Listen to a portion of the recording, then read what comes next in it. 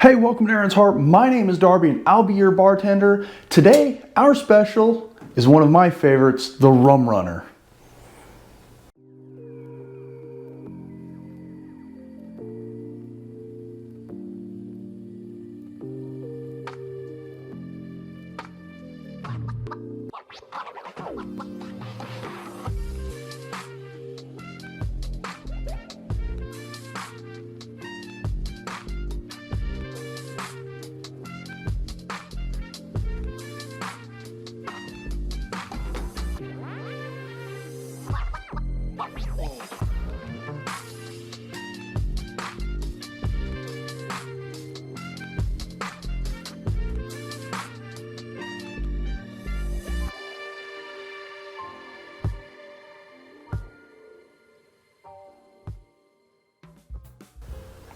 All right, so it has been a wild sort of week and weekend for me here in Northwest Florida, right along the Emerald Coast. We've been getting absolutely demolished by these storms that have been rolling through, and I have had power intermittently over the last couple of days. So, with all that said, and then Father's Day on top of that, I am running very late with this week's cocktail. But here we are, we have a huge selection of things, as you may be able to see here, and we're going to be making one of my favorite cocktails of all times, especially in the tiki world. I'm not a huge tiki guy, but this one has a very special place in my heart. I think it's super fun. It's the Rum Runner.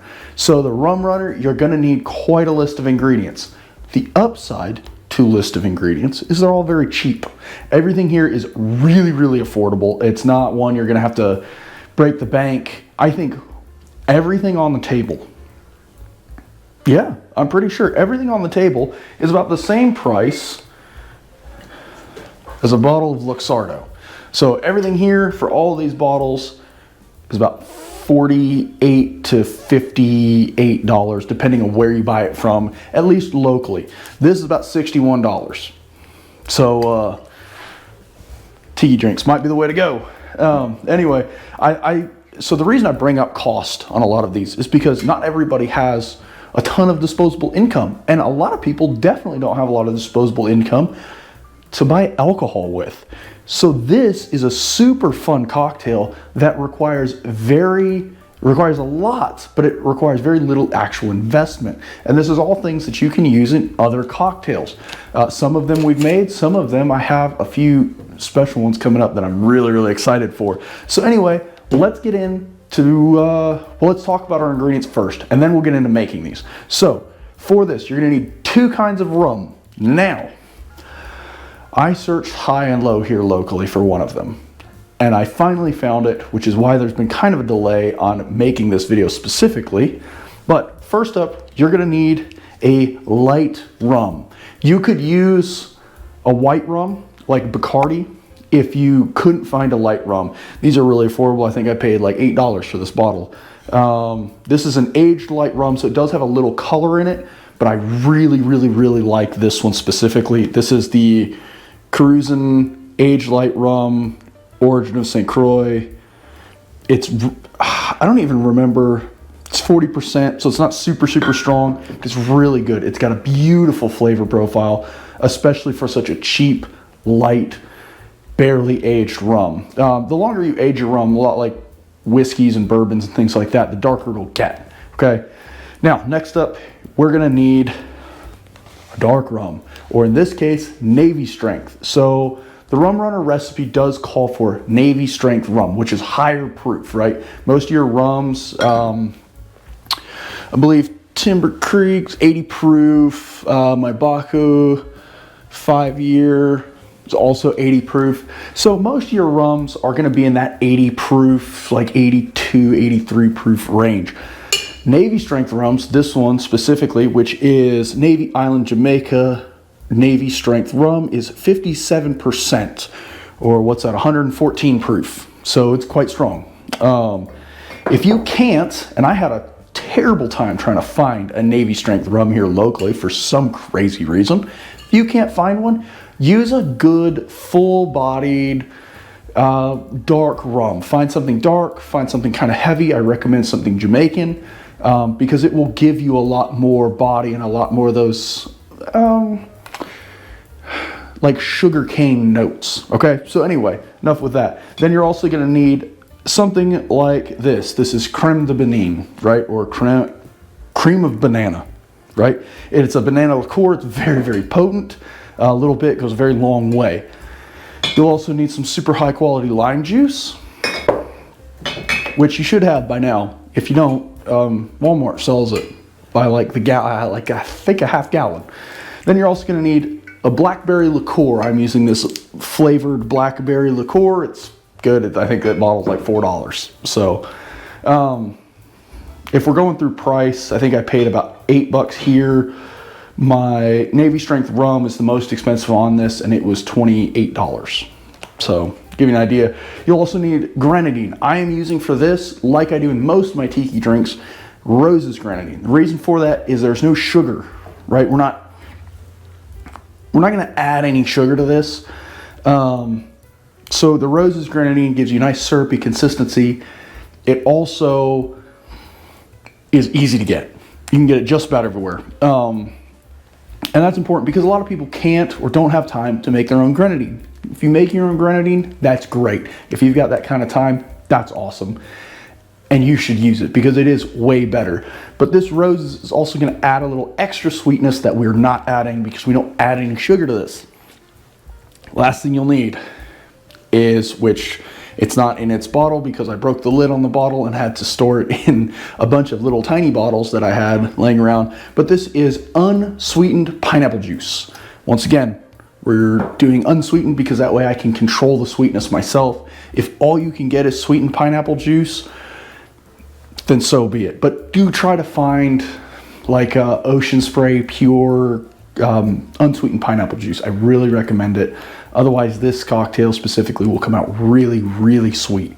So, with that said, let's go through and make this bad boy finally. So, shaker. 2 ounces of our pineapple juice, unsweetened pineapple juice. Had 2, whoop, that's a little bit more, but that'll be all right. All right, from there on out, we're going down, right? 1 ounce of our light rum. 1 ounce of our dark rum, or Navy Strength Rum, or whatever you're using.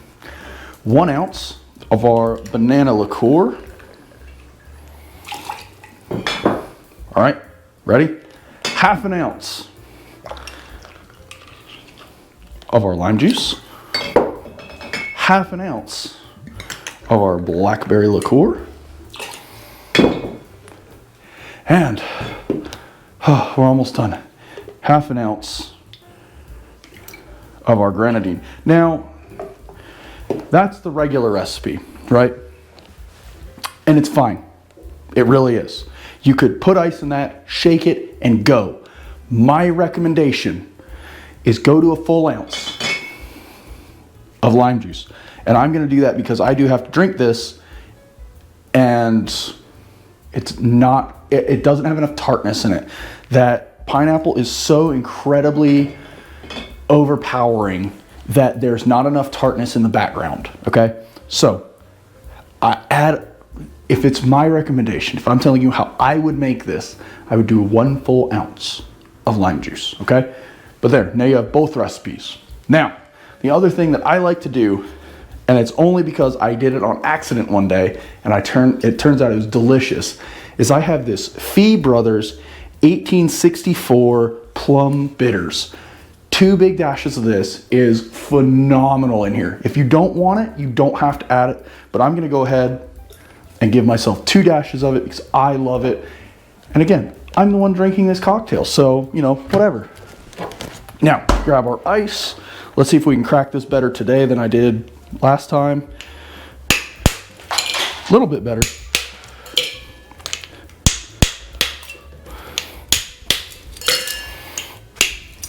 Good, there we go. All right, cool. We'll give this a quick shake. You wanna chill and dilute this, mostly just chill because it's gonna get ice into our glass, all right? And this is very full, right? There's a lot of stuff going on in here. So you don't need a ton of ice in your glass. So probably try and get some of your dilution here. But I don't have hurricane glasses. Of all the glasses I've got a ton of glasses. I don't have any hurricane glasses. So we're gonna just have to make do without, okay? But I do have this beautiful, tall, wide, it's like a double Collins glass, right? So your normal Collins glass is something more like this. This thing is considerably bigger. It's the same size internally, but I just think they're cool. It's gonna be my stand-in. We've got a bit of crushed ice we're gonna put into there.